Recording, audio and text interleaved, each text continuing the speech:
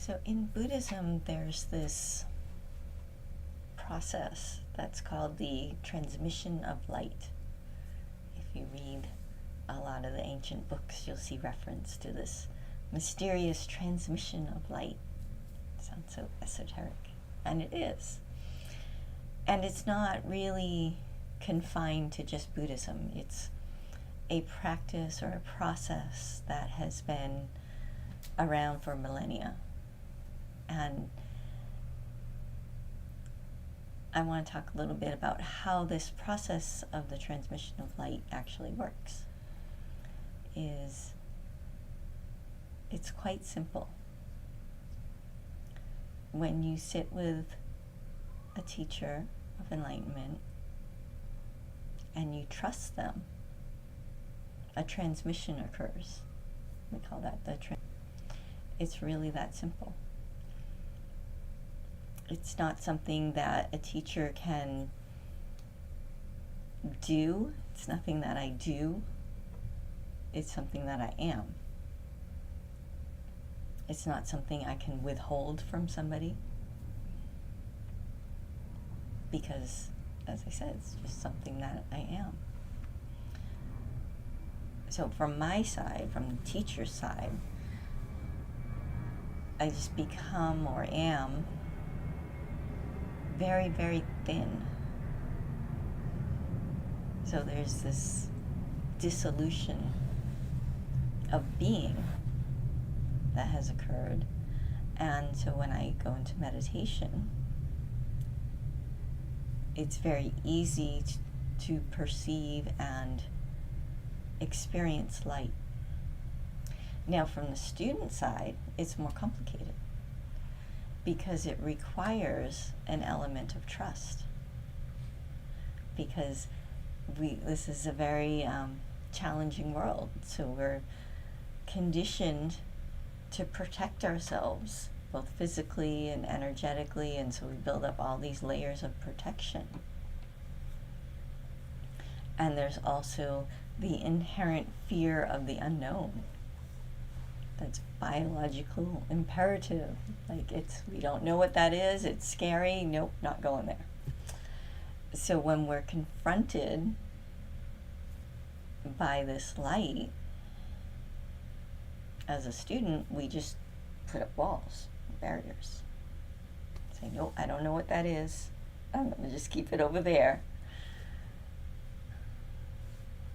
So this whole process of transmission of light in and of itself is very simple.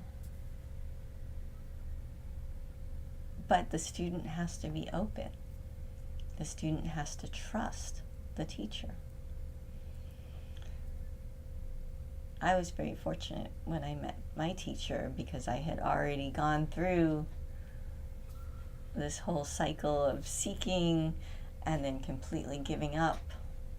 And then I had the social proof of my friend who had gone to see this teacher, and she was bright and shiny and happy, genuinely happy in a way I had never seen her before.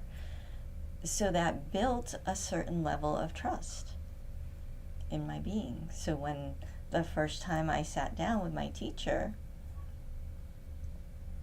and we meditated, of course there was the initial resistance. It's like I felt, this pressure in my third eye, and I'm like, wait a minute, what is that? I'm gonna fight. And it was like, but it was just very gentle, very soft, no aggression. And then I trusted, and then transmission happens. And it's nothing my teacher did. It's not like he looked at me and said, okay, here's this light, I'm going to pour this into you. It's just up there and like, oh, I'm going to meditate and go away. But this process that requires trust on the student part, that's where it can get tricky, because we as teachers, we have to build structures and models that allow somebody to come in and enter into a state of trust. And as we can see of all the different models that are out there, it can create a lot of confusion. These models can become corrupted. People can take advantage. They can pretend that they can do a transmission, but really they're just thinking the whole time and full of their own ego.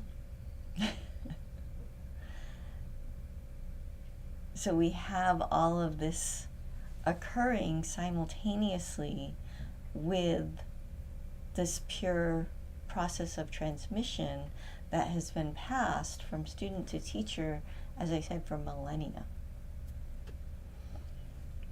And there's whole structures that have been built that originated from this transmission, but the transmission has been lost.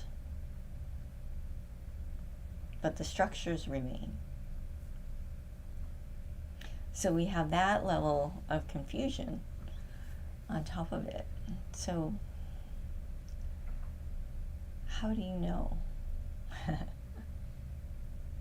You just know.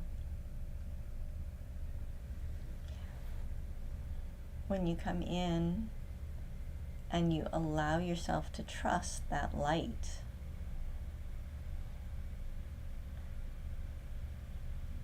if you do open-eyed meditation, sometimes you can actually see light. Some people are very visual, so they'll actually see different colors.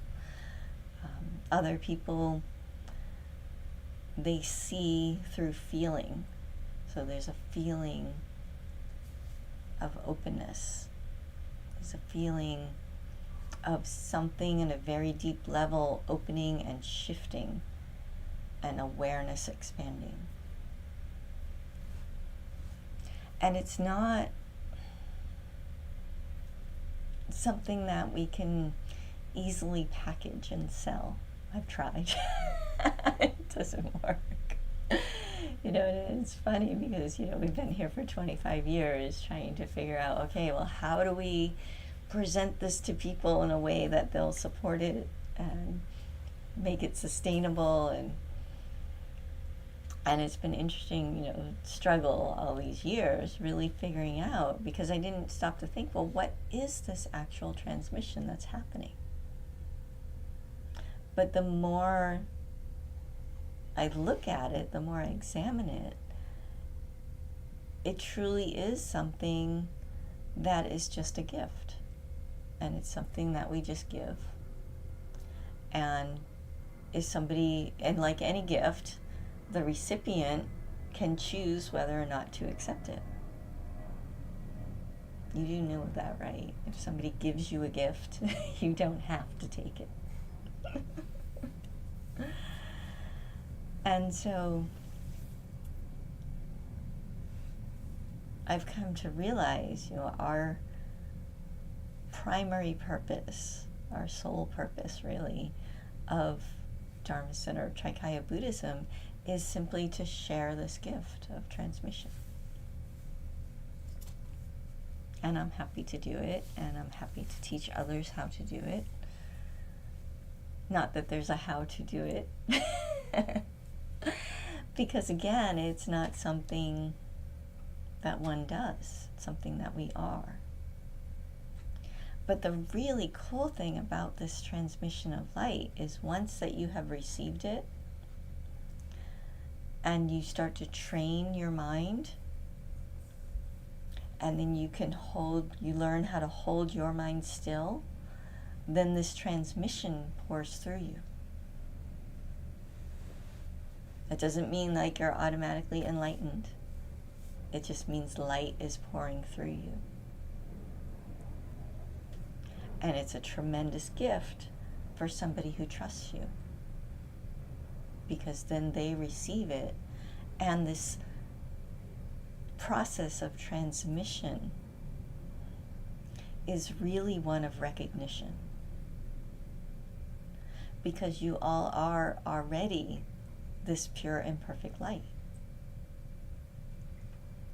So when I say transmission, it's a little bit of a mistranslation, or misleading a little bit, because this transmission is a reminder of what is already present in you. So it's not like I'm sitting here going away and the light's coming through and you're taking it in. It's not like that. Rather, it's this light is pouring through and it's this click that happens, like, oh, that's what I am. And there's recognition that, oh, this perfect peace, this unreasonable joy is present always, even with all this other stuff going. It's this recognition that we are the ocean of joy. And within the ocean, like any other ocean, there are waves, there are storms, there's all sorts of different activity happening. There's this conglomeration of elements, which maybe next week we'll talk about the 5 elements of existence. But all of this is happening in and we are that. There is no separation. So when we receive this transmission of light, we start to remember, we start to recognize that, oh, I am that light. So when it's done cleanly, purely, when that trust is clean, there's no attachment, then the reliance on the teacher really ends. So after that first meeting with my teacher, I didn't technically need to keep seeing him because it was there. Boom. It's like, oh yeah, that's what I am. But there's the whole training of the mind in order to retain that memory. So this transmission of light and how it works is really very simple, but it is a person-to-person, or I shouldn't even say person-to-person, a being-to-being transmission. Because it's not necessarily a person. Like Ramana Maharishi, his teacher who transmitted light to him was a mountain, was a hill, Arunachala. And I saw that glow from that mountain. So it's not limited to just people.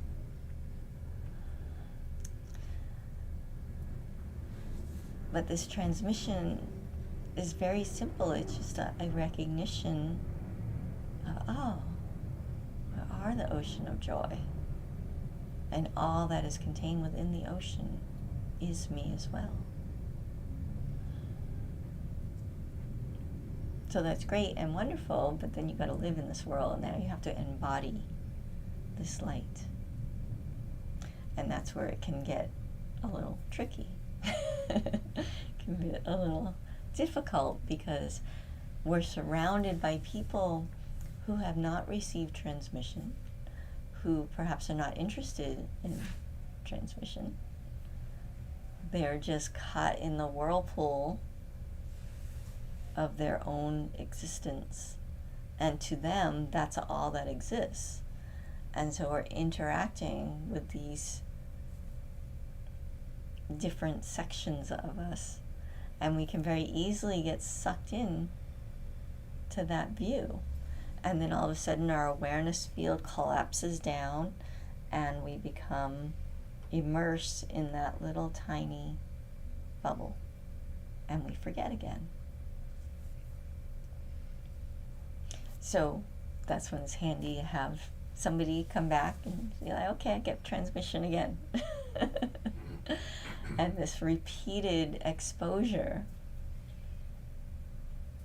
helps us remember and recognize more and more deeply that, oh yes, I am that light. I am that ocean of joy. Now there's this other process that we do on this particular path, and that's called empowerment. And empowerments are something different. That is something that is part of the path of the siddhas. That is a subtle energy body transfer. So basically it's an occult practice that has to do with energy, where a teacher takes a block of energy from their being and transfers it to a student. And I can do this. I don't do it a lot because it takes energy. And because it takes a great deal of responsibility on the part of the student.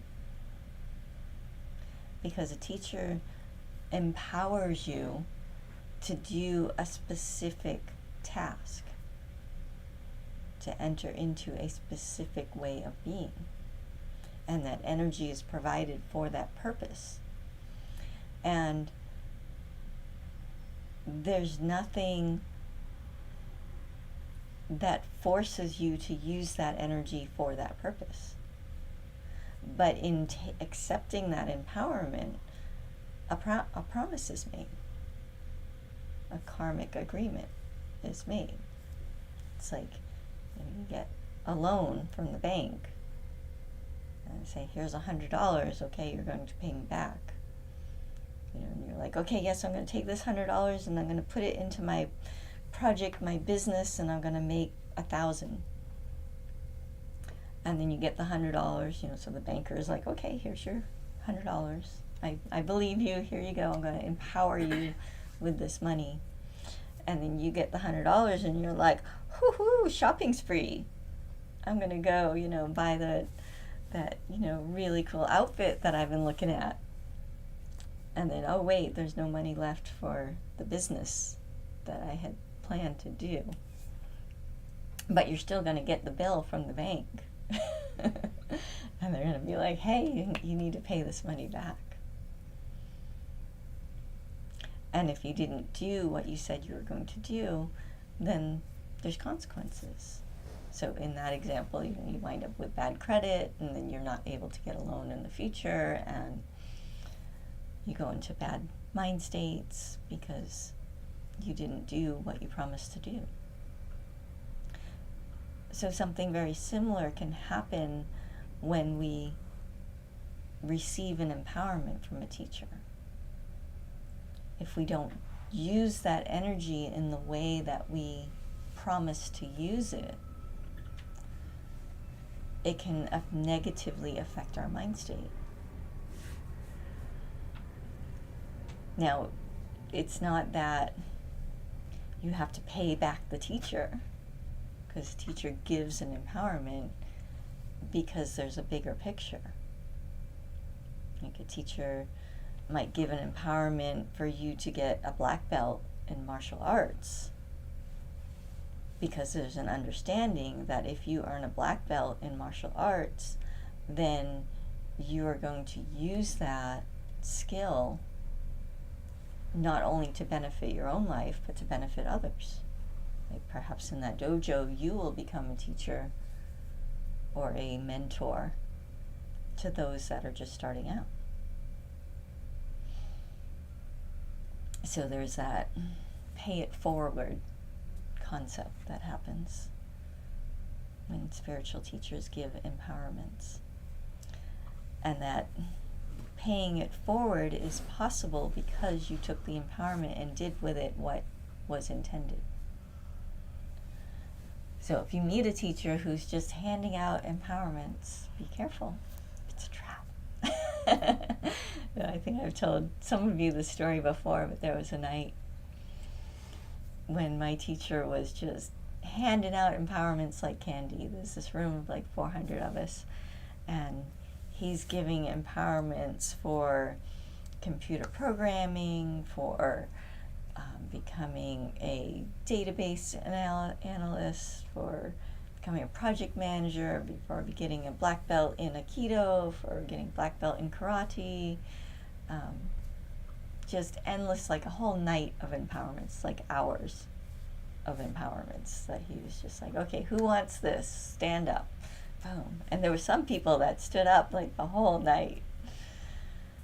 And the ones that actually took it seriously and used them all went on to have spectacular lives. The ones who stood up and accepted things and did not do what was promised, they had a much rougher time. And I think some of them are still dealing with that. But I watched people stand up and sit down the whole night, and I'm just like really looking at it carefully, like, okay, what can I really give my heart to? All of these things. You know, it's like, yeah, it'd be good to be able to program really well and have an empowerment to do that, but I was like, I can already program. Martial arts, interesting, but not enough to give my heart to it. And then finally at the very end of the night, he said, okay, who wants a teaching empowerment? And then I was like, yes! I jumped right up. So I just knew that's what I wanted. So he's like, okay, if you want that, then just wait until everybody leaves and just hang out. I was so shocked because out of an auditorium full of about 400 people, about 12 of us stayed. And granted, it was very early in my study. I'd only been studying with my teacher for a year, if that. Might have been 6 months. So it was very early. But I was still like, I knew when I sat with him and he gave that transmission, I knew, like, that is my purpose. That's what I want to be able to do. I don't care about anything else. That's what I want to be able to do, is do that light thing. And he was very kind when he gave the transmission, when he gave the empowerment. He told us, you don't have to teach spiritual discovery. You don't have to teach meditation. You just have to teach something. Because when we teach, that transmission of light comes through. Even if we're teaching Microsoft Word. No matter what we teach, that transmission of light pours through us in the format of whatever it is we're teaching, and the awareness field of us as the teacher and of the student are both transformed. And it's this beautiful, happy magic. So I accepted that empowerment because I was so in love with this transmission of light. You know, before I met my teacher, I had read countless books that kept referencing this transmission of light. And I'm like, that must be a metaphor at this point. I'm like, it can't really mean anything because they never explain what it is. They never talk about it. They just say you have to meet a teacher. I'm like, that's just bull. And I wanted to throw the books across the room, but they were old books, so I didn't. I borrowed from the library. But when I finally met him, then I understood, like, oh, this is the transmission of light. So after my empowerment, which again is separate from this transmission thing I'm talking about, not every tradition does empowerment. Empowerment is a specific skill set, and it can get messy. So, but we can talk about that another time, because today we're just talking about this transmission of light. So after I accepted this teaching empowerment, I ran right out and I put up posters and I taught a couple classes. Found out you're not allowed to put posters on the poles, the light poles in White Plains, New York. But the library was so nice. They contacted me and they were like, we got this notice that you had illegally posted all these signs and told them that you didn't know, so there isn't a fine. But don't do it again. So I got, completely freaked out, and then plus the second class I taught was taken over by a group that really didn't want me there. And so I just backed off. I was like, okay, this is like too much. I'm not going to teach. But I had made this promise, and it worked out really well because I had all these temp jobs, and it just happened to work out. Like almost every day there would be somebody in the office who was stuck on something. Because when I worked a temp job, what I would do is I would just go and play with all the software on the computer. Because when I don't know how it is nowadays, but back in the 90s, they would hire temps basically just to have the seat warm, in case a letter needs to be typed. Like I remember working one job, and over the course of an entire week, I typed one letter. That was it. So I would busy myself by clicking through the computer and playing with every software that I could find on it. And then I would pay attention. I would listen to the other people in the office, and if I overheard somebody struggling, word, like, how do I get it to do this? I'd pop up and be like, oh, I can show you. And just go and show them. And in that moment of just sharing what I knew, this transmission of light came through. And I was shocked. I was like, oh, wow, this feels really good.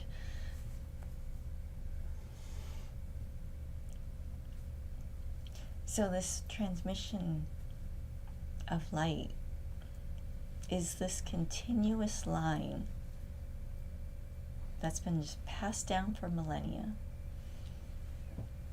And as I said, its purpose, or how it works, is if as a student you have a certain level of trust in the person who is meditating, who is stopping their thought and going away and allowing this presence of light to be here. They just become very paper thin. Like I as a teacher am not important. It's just this light that is present. And if you can trust me, then that light will pour from me into you, and it will help you remember that, I am this ocean of joy. So let's meditate. If you want, you can always open your eyes during the meditation. Like I said, some people see light. Some people feel light. But don't try too hard. Like I said, this is about trust. It's about a willingness to open to what is already present.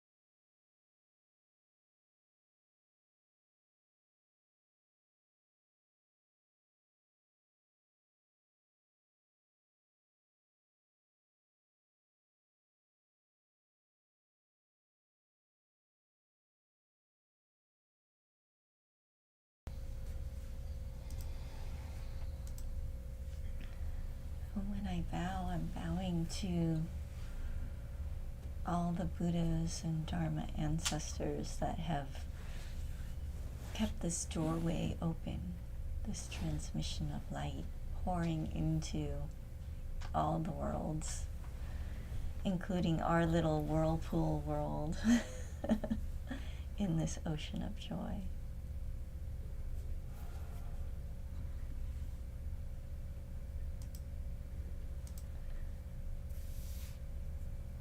So it's always a nice practice at the end to bow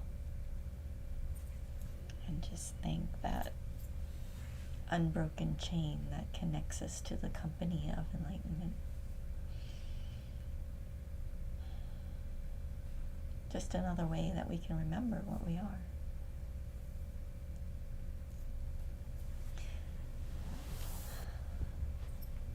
So I'm curious, what did you experience, if anything?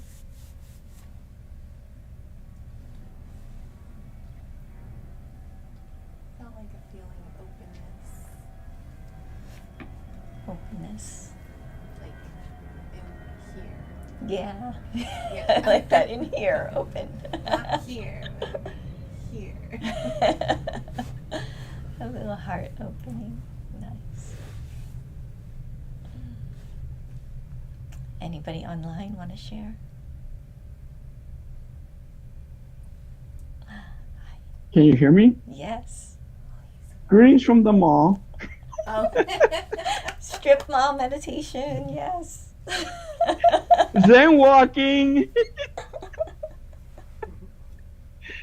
I have to go to driving class because I passed the red light, and in a few minutes I have to do that. So I'm next to that class. So yeah, for a reason I'm here, right? We're sharing light in the mall. Yes. Yeah, I love it. Yeah, I'm grateful that light is open in multiple places.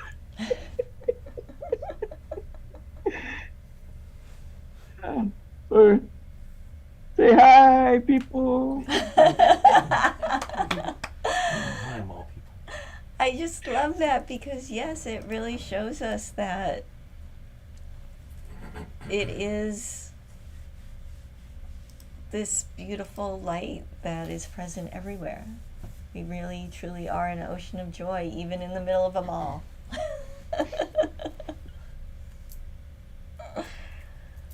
Yep. So true. Thank you. Namaste. Thank you. Anybody else want to say anything? Yes? Yeah, I can see the light. Yeah. Or is it coming from you or around the room? I like that. Yes, I saw light. It's true.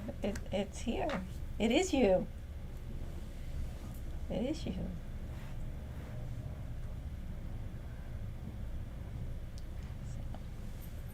Very cool. Well, thank you all for joining me in the light in this beautiful transmission. And we'll do it all again next week. So thank you. Thank you.